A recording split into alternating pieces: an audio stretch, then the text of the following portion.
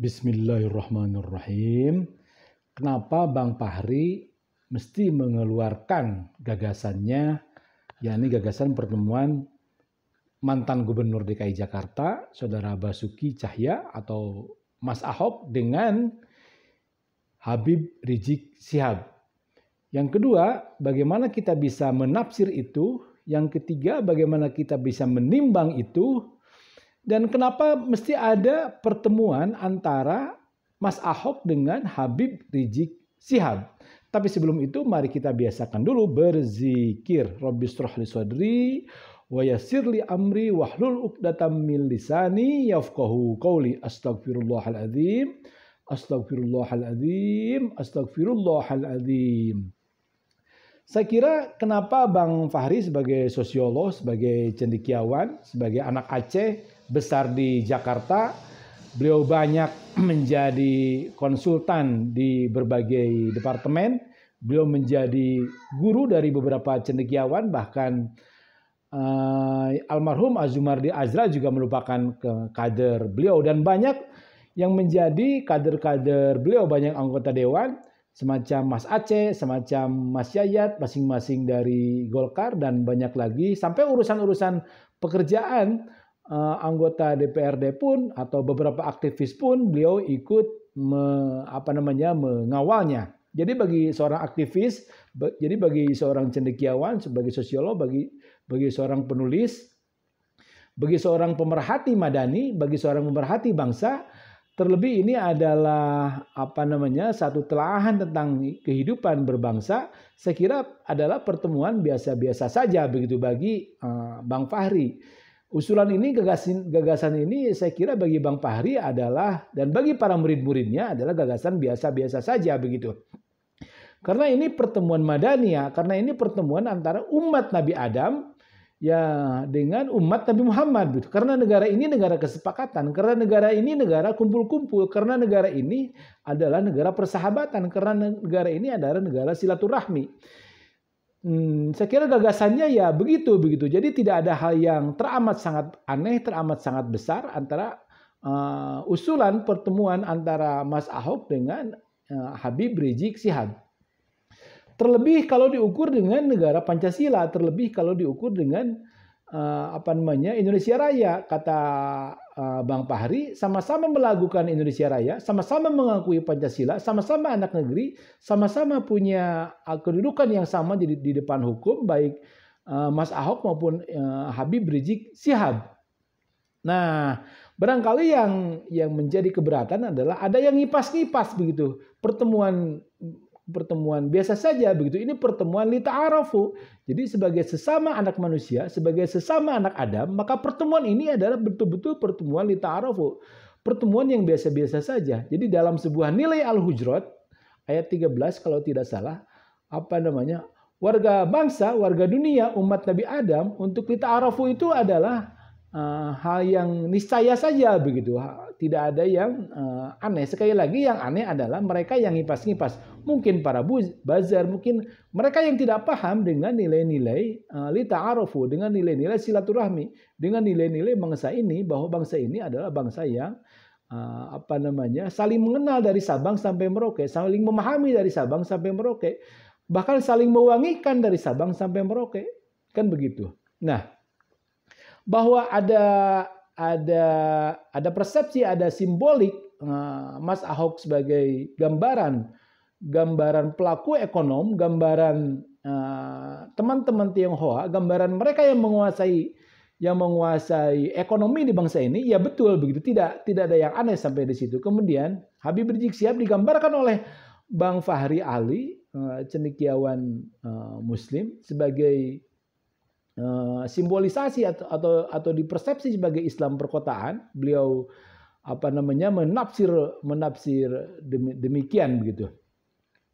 Nah, bagi saya sekali lagi ini adalah gambaran rahmatan lil alamin juga begitu. Nah, apakah Mas Ahok juga bisa mengikuti pemahaman bagaimana keyakinan dia, bagaimana nurani dia, bahwa nurani manusia itu adalah saling mengenal, bahwa nurani manusia itu adalah bermanfaat bagi teman, bagi sesama, bagi anak bangsa, bagi alam bahkan.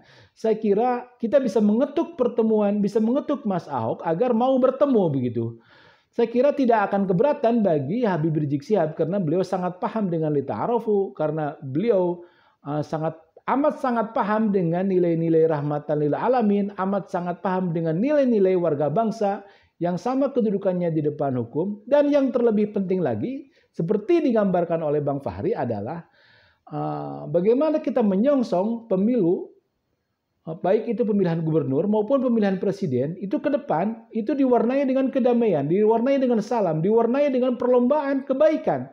Jadi bukan diwarnai permusuhan siapapun itu. Saya tidak menunjukkan ini kepada Mas Ahok atau kepada teman-teman di sekeliling Habib Rizik Syihab. Dan saya sangat belajar untuk berhusnudon bahwa sebetulnya di antara mereka ingin sama-sama memajukan bangsa ini begitu. Bahwa kemudian ada yang lupa, ya memang ciri khas manusia itu lupa.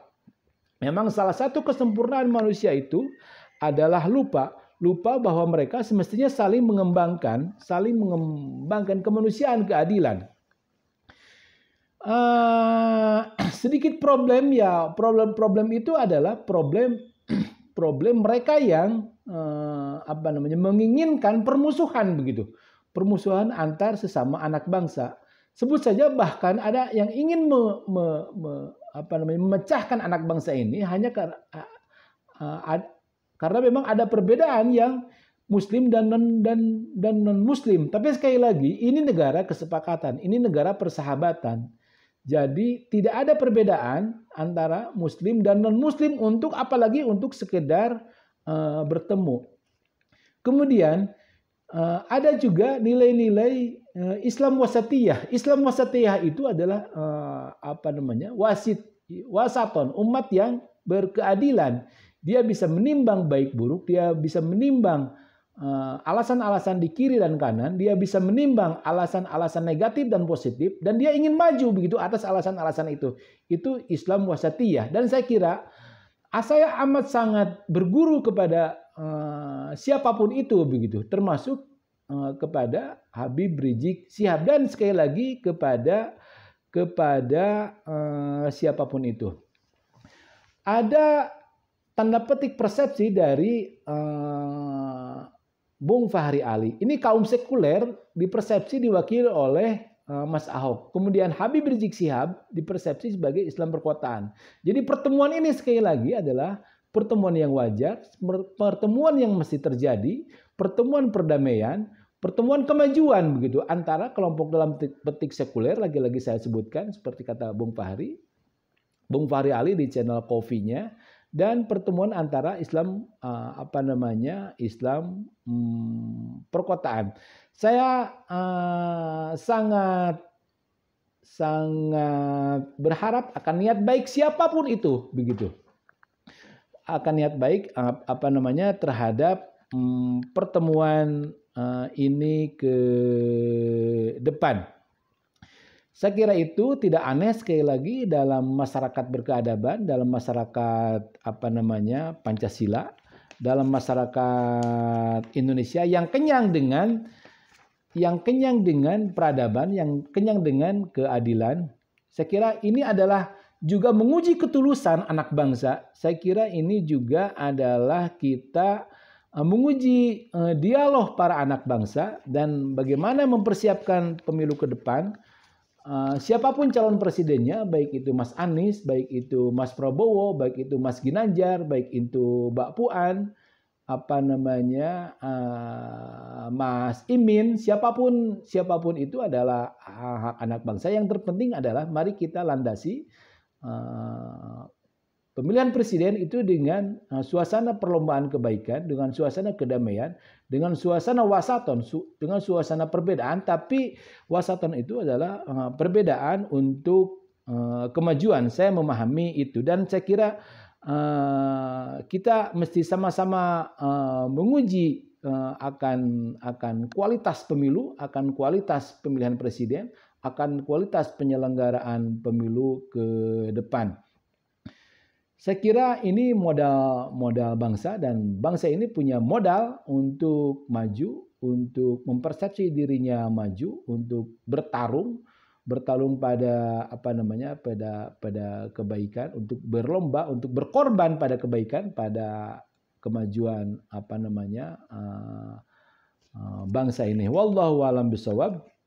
Sekali lagi mari kita tutup dengan kebiasaan berzikir. Astagfirullahaladzim wa atubu ilaihi. Astaghfirullahaladzim innahu kana ghafara.